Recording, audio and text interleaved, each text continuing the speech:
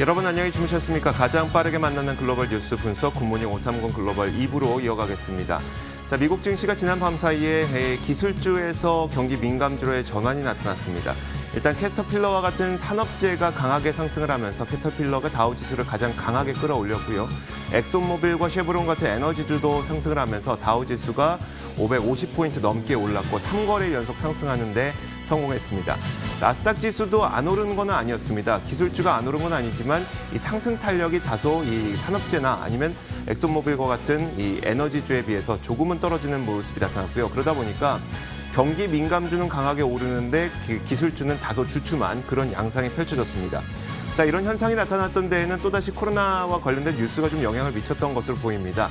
플로리다주에서는 확진자 수가 7일 평균 대비 좀 낮아졌다는 소식이 들려왔고요. 또 확진자가 계속 급증하고 있는 캘리포니아 지역도 월요일에 비해서 확진자 수가 조금 감소했다는 소식들이 경기 민감주로의 그 돌림 현상이 나타나게 만드는 것으로 보입니다.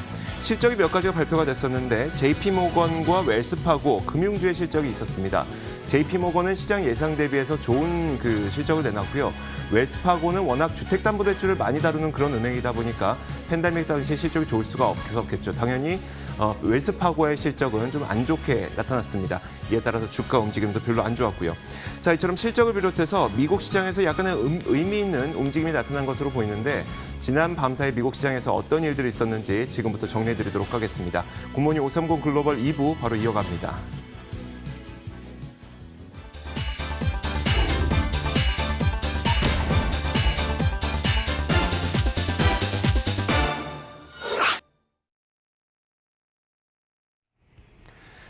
자, 미국 시장 마감 동향부터 살펴보겠습니다. 클로징벨 중계석입니다. 장혜진 앵커와 함께하겠고요. 로제타 투자자문 최진석 포트폴리오 팀장 나오셨습니다. 어서 오세요. 자, 먼저 장혜진 앵커가 3대 지수 어떻게 마감됐는지 정리해 주실까요? 네, 현지 시간 14일 미국 3대 지수는 일제히 상승하면서 문을 닫았습니다. 다우지수는 오늘까지 3거래일 연속 상승을 했는데요. 이 산업주를 중심으로 경기 민감주들이 오르면서 시장은 탄력을 받은 것으로 보입니다. 캐터필러와 엑소모빌, 쉐브론 등이 이날 강세를 보이면서 지수 상승을 이끌어줬습니다. 먼저 기업들의 실적 발표가 본격적으로 시작된 가운데 엇갈린 결과들이 나오면서 시장의 뚜렷한 방향성을 장 초반에 제공하지 못한 모습이었습니다. 개장 전 발표된 기업들의 실적 발표 내용을 표로 함께 보시면요. 먼저 JP모건과 시티그룹이 시장 예상보다는 양호한 실적을 발표한 반면에 웰스파고와 델타항공은 분기 손순실이 시장 전망치보다 더 나빴던 것으로 나타났습니다. JP모건은 트레이딩 실적 호조에 힘입어서 양호한 순이익을 기록한 것으로 보이고요. 시티그룹 역시 채권 부문과 투자은행 관련 매출 호조로 월가 예상을 웃도는 결과를 보였습니다. 반면에 웰스파고는 팬데믹과 관련해서 부실 대출이 증가하면서 시장에서 예상했던 것보다 더 큰 손실을 기록했습니다. 이외에도 델타항공의 경우에는 이미 코로나19의 여파로 상당한 손실이 예상됐었습니다. 이 글로벌 금융위기를 겪은 2008년 이후에 최악의 경영 실적을 내놨었는데요. 승객 수가 93% 급감하면서 매출은 전년 동기 대비 88% 줄어든 것으로 나타났습니다. 한편 이날 발표된 지표는 양호했습니다. 지난달 미국의 소비자 물가 상승률이 시장 예상보다는 높았던 것인데요. 전월 대비 0.6% 올라 지난 3월에서 5월 연속 마이너스 물가 상승률을 기록한 데 대해서 상승 반전하는 데 성공을 했습니다. 하지만 코로나19 확산 부담은 여전합니다. 미국의 신규 확진자 수가 좀처럼 누그러들지 않는 가운데 미국 내 지난 7일간 일일 평균 신규 확진자 수가 6만 명을 넘어섰고요. 미국 내 병원에서는 올가을에 재확산세가 더욱 악화될 것으로 예상을 하고 여기에 대비하기 위해서 코로나19 치료제들을 보관해두기 시작했다라는 소식도 전해졌습니다. 미국과 중국의 갈등 상황도 날이 갈수록 악화되고 있죠. 어제 남중국해를 둘러싼 갈등이 일었는데 여기에 영국 정부까지 중국 제재에 나섰습니다. 영국 정부는 자국의 5G 설비에서 화웨이를 배제하는 것으로 정책 방향을 선회한다라고 밝혔는데요. 중국을 둘러싼 갈등은 더욱 악화될 것으로 보여서 계속해서 주시를 해주셔야겠습니다. 보다 자세한 마감 상황도 함께 확인을 해볼까요? 다우지수 먼저 보시죠. 2%대 상승세 기록하면서 26,642포인트 거래 마쳤습니다. 장 초반에 하락권에서 움직이기도 했지만 점차 상승폭을 키워나가는 모습이었습니다.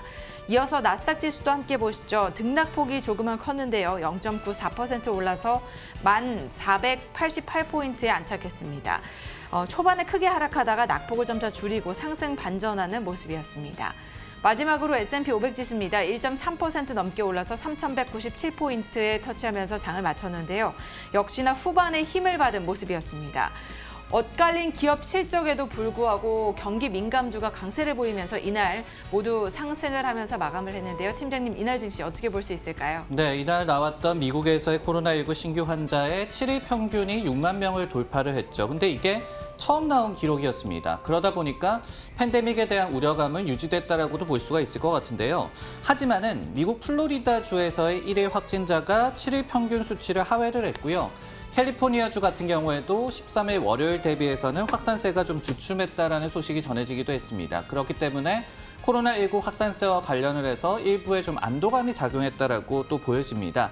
여기에 또 결정적으로 에너지라든지 소재, 산업재 등의 경기 민감주가 강세를 보이면서 다우지수의 아웃퍼폼을 좀 견인한 것 같고요. 반면에 기술주에 대한 차익 실현 움직임은 이틀째 좀 지속이 됐습니다. 예를 들어서 UBS 같은 경우에도 넷플릭스에 대한 투자 의견을 중립으로 하향 조정하면서 주가가 너무 가파르게 올랐다라는 얘기를 했고, 실제로 넷플릭스의 주가도 오늘 좀 부진한 흐름을 나타내기도 했습니다. 비스포크 인베스트먼트라는 기관에 따르면요. 월요일장처럼 나스닥이 장중에 신고가를 기록을 했다가 결국은 1% 이상 하락했던 그런 흐름이, 이 동시에 그런 흐름이 나타났던 날이 1985년 이후에 단 2차례에 불과했다라고 얘기를 했습니다. 그러면서 특히 모두 이것이 닷컴 버블 붕괴 직전이다라고 얘기를 하면서 경계론을 또 제시하기도 했습니다. 자, 이어서 상품 시장 살펴보도록 할 텐데요. 상품 시장 살펴보기 전에 속보 한 가지 나와서 여러분들에게 전해드리도록 하겠습니다. 조금 전에 그 백신을 개발하고 있는 모더나에서 이 백신 임상 결과를 또 다시 내놨는데, 백신 임상 결과 모든 환자에서 강하고 건강한 면역 반응이 나타났다는 그런 소식이 그 모더나에서 밝혔다는 소식입니다. 자, 모더나를 한번 살펴보면요. 모든 환자, 그러니까 45명에게 인체 임상을 지금 실시를 하고 있었는데, 인체 임상을 실시했던 45명의 모든 환자에게서 중화 항체가 발생을 했던 것으로 확인이 되고 있습니다. 그러면서 강한 면역 반응이 나타났다는 소식이고요.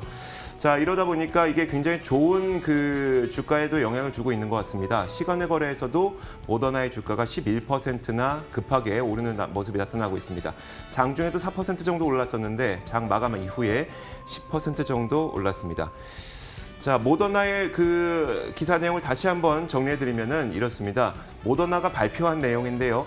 코로나 바이러스의 인체 임상을 현재 실시를 하고 있는데, 인체 임상 45명에게 모두 강한 면역 반응이 나타났다고 발표했습니다. 이게 굉장히 좀 긍정적으로 해석이 되고 있고요. 중화 항체에 대해서 중화 항체가 45명에게 모두 발생이 된 것이기 때문에 긍정적인 그런 뉴스로 들립니다. 팀장님, 혹시 이 내용에 대해서도 방금 들려온 소식이긴 합니다만 좀 어떤 코멘트가 가능할까요?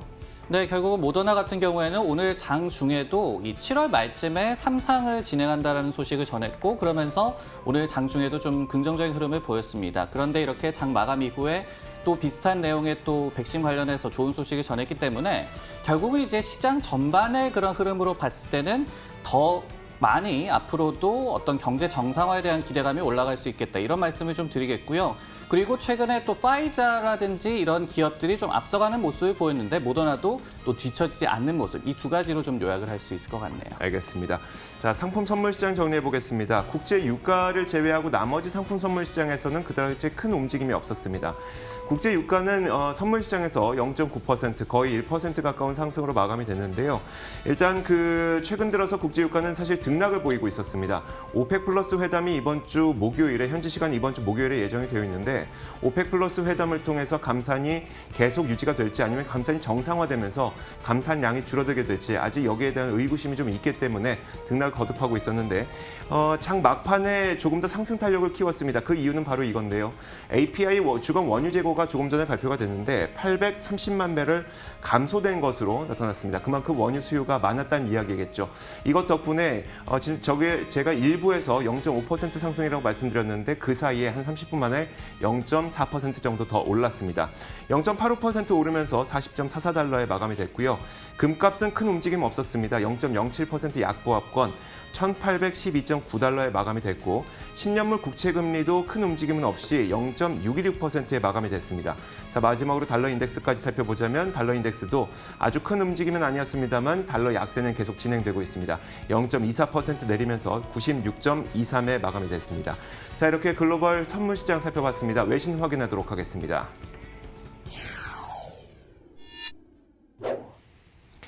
자, 첫 번째 외신 최진석 팀장이 꼽아주셨는데 어떤 외신일까요? 네, 세계 최대 채권 펀드죠. 핌코의 전 CEO이자 현재 알리안츠의 수석 경제 고문을 맡고 있는 무하마드 엘 에리언이 현실과 심하게 동떨어진 증시라고 지적을 하면서 주식을 그만 사야 한다고 경고했다는 내용을 가져와 봤습니다.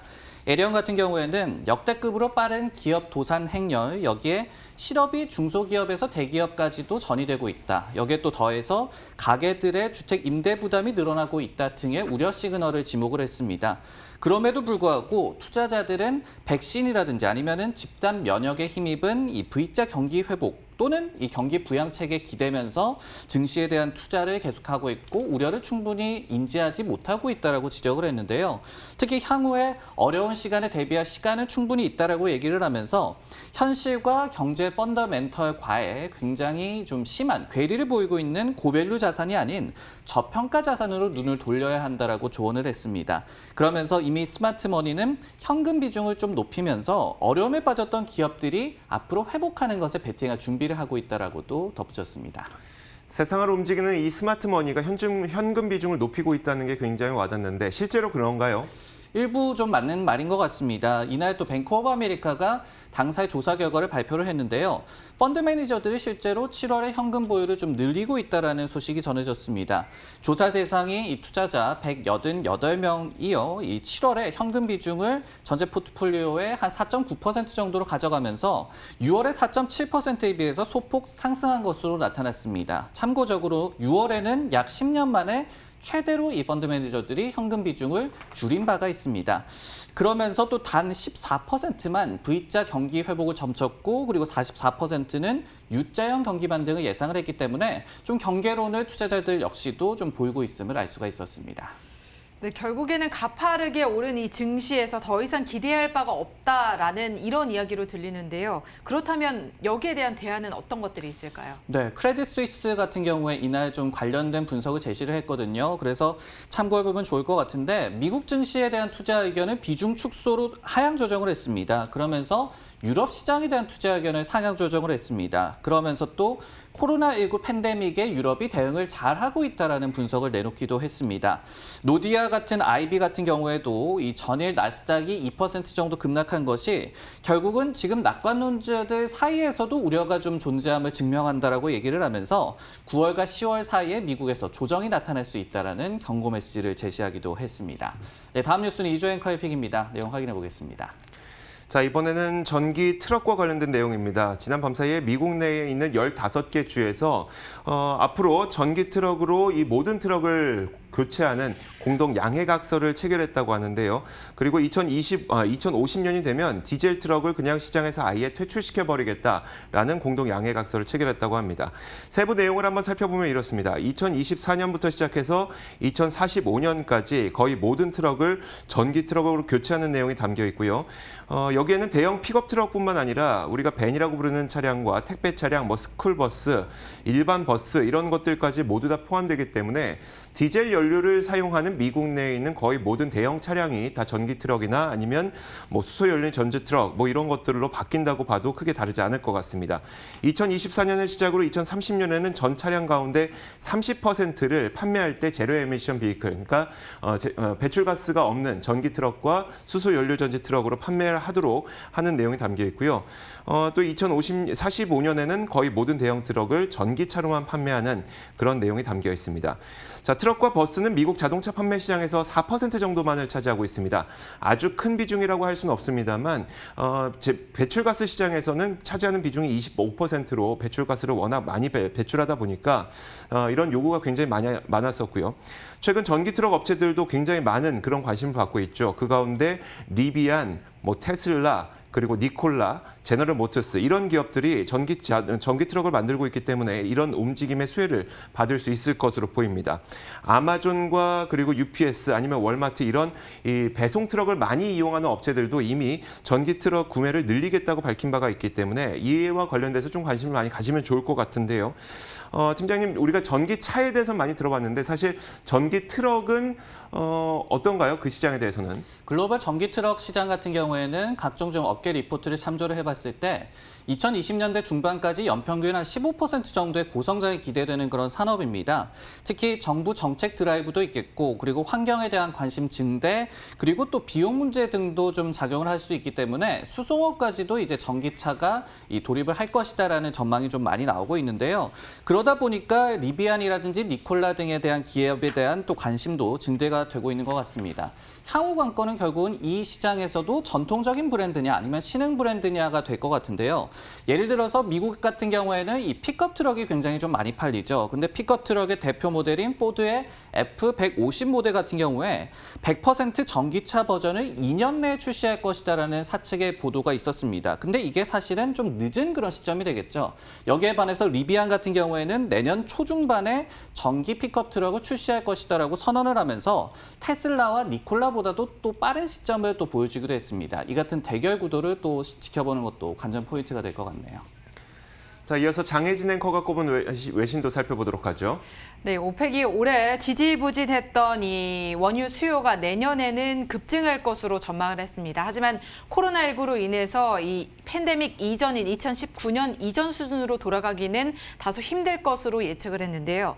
재택근무 등으로 인해서 내년 원유 수요는 2019년 수준보다 낮을 것이다라는 설명입니다.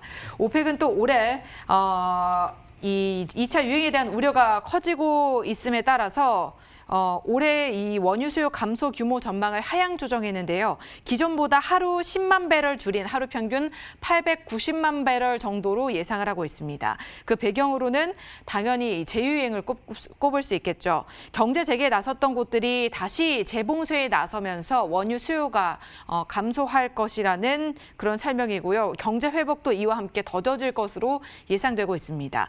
보고서에서도 2차 파동은 원유 시장의 회복과 세계 경제 회복에 어려움을 줄 수 있다라고 강조를 했는데요. 이들은 시장이 내년에 반등하기 전에 올해 하반기에서는 계속해서 점진적인 안정세를 나타낼 것이고 내년에는 급증하는 그런 형태를 보일 것이라고 설명을 했습니다. 약 6밀리언에서 29.8 밀리언이니까 뭐 4배에서 5배 정도 수요가 급증할 것으로 예상을 하고 있는데요. 추가적인 하방 압력에 따라서 원유 수요 감소 전망은 또 하향 조정될 수도 있지만 일단 지금 상황에서는 내년에는 좀 회복을 할 것이다라는 그런 의견을 내고 있습니다. 코로나19 재유행에 따른 원유 수요 감소는 당연해 보이는데 이런 유가에 대한 전망 그리고 원유 수요에 대한 전망, 시장에서는 최근에 어떤 의견들을 내고 있나요? 네, 대표적으로는 7월 초에 제시가 됐던 골드만삭스의 전망을 좀 참고하는 게 좋을 것 같습니다. 2020년도에 글로벌 원유 수요가 전년 동기 대비해서 8% 감소를 했다가 2021년에는 6% 증가로 좀 반등을 할 것이다. 그리고 2022년에는 팬데믹 이전 수준으로의 완전 회복을 좀 점치고 있었습니다. 다만 원유 수요가 2030년 이후에나 정점을 다시 찍을 걸로 내다봤는데요. 즉 팬데믹에 따른 수요 감소에 대해서는 좀 반등을 하겠지만은 트렌드 변화 등에 따라서 좀 과거로 돌아가기는 시간이 많이 걸릴 것이다라고 저희가 해석을 하면 될 것 같습니다. 이런 혼재된 전망 탓에 결국 국제유가도 2분기에 큰 폭으로 좀 반등을 했었죠. 하지만 최근에는 좀 혼재 양상 그리고 등락이 거듭되는 그런 장세가 나오고 있는 것 같습니다. 자, 이렇게 지난 밤사이 나왔던 글로벌 외신 살펴봤습니다. 이어서 종목 뉴스 확인하도록 하겠습니다.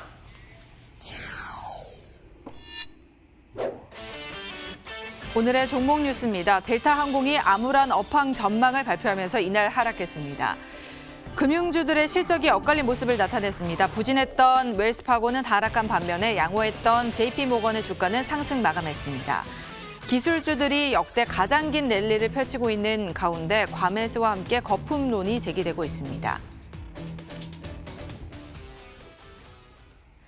자, 첫 번째 기업부터 살펴보겠습니다. 팀장님 어떤 기업일까요? 네, 대형은행들의 실적 발표로 미국에서 2분기 어닝 시즌이 공식적으로 개막을 했습니다. 그런 가운데 대타항공이 굉장히 또 많은 관심을 받고 있는 항공주들의 실적 발표에 스타트를 좀 끊었는데요. 결과는 매출 14.7억 달러, 전년 동기 대비해서 88%나 급감을 했고요.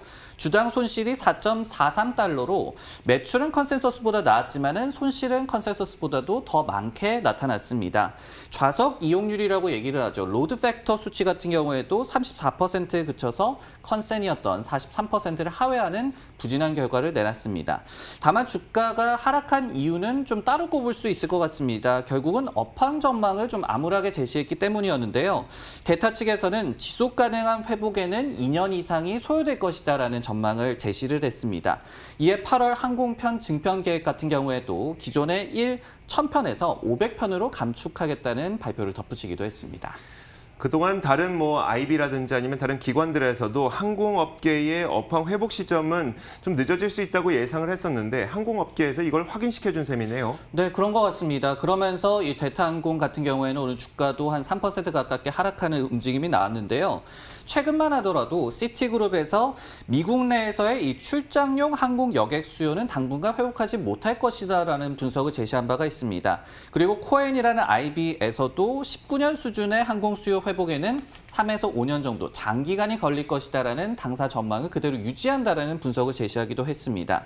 항공사들이 최근에 이 항공기라든지 아니면 직원들을 감축하고 있는 노력을 지속하는 것도 이 같은 좀 비관론의 근거라고 얘기를 했거든요. 그러면서 여전히 항공 업황에 대해서는 V자 회복이 어렵다라는 전망들이 제시가 되고 있습니다.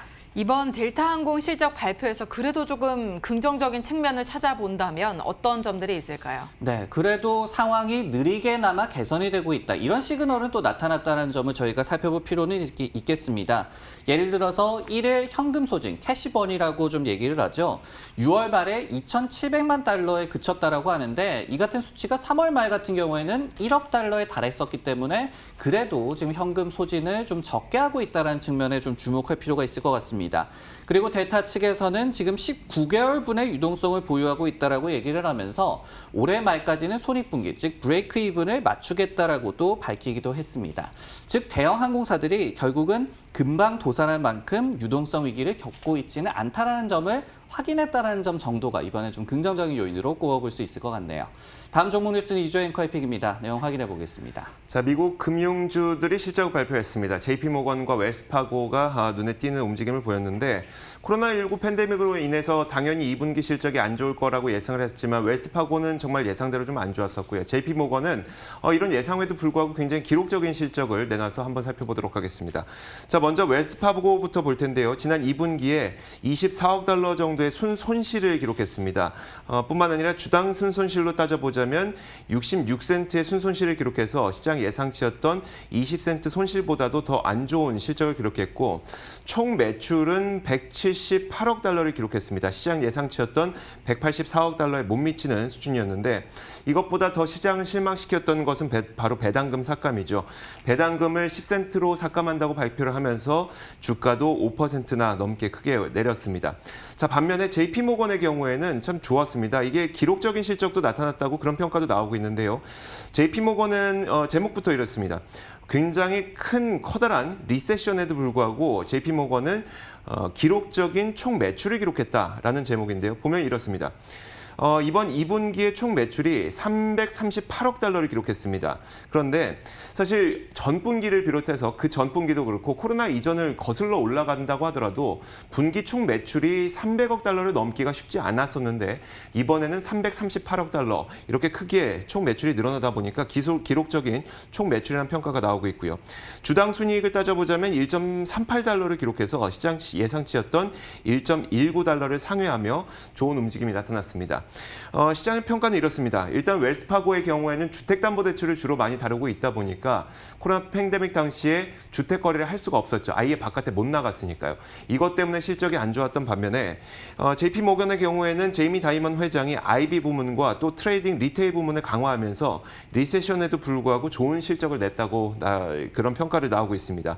자, 팀장님, 금융주에 대한 실적 평가를 내려보면 어떨까요? 금융주 같은 경우에는 2분기 EPS가 55% 감소할 것으로 점쳐졌던 상황입니다. 그렇기 때문에 실적이 안 좋을 거는 모두가 좀 알고 있던 그런 상태였고 결국은 오늘 좀 뭐가 중요한지를 입증했다라는 말씀을 드리고 싶은데요. JP모건 같은 경우에는 매출이 15% 증가했다라는 점 등 이 긍정적인 결과 외에도 눈에 띄는 것이 2분기에도 이 부실 여신 등에 대비한 대손 충당금을 88억 달러나 추가를 했습니다. 1분기보다 더 많았거든요. 즉 이런 부분들이 이익에 악영향을 끼칠 수도 있었지만은 소비자 금융 부문이라든지 IB 부문에서의 호조로 이를 상쇄를 했습니다. 즉 상황이 어려운 거는 모두가 똑같다. 하지만은 사업 다각화를 굉장히 유효적으로 이뤄냈다라고 평가를 할 수가 있을 것 같고요.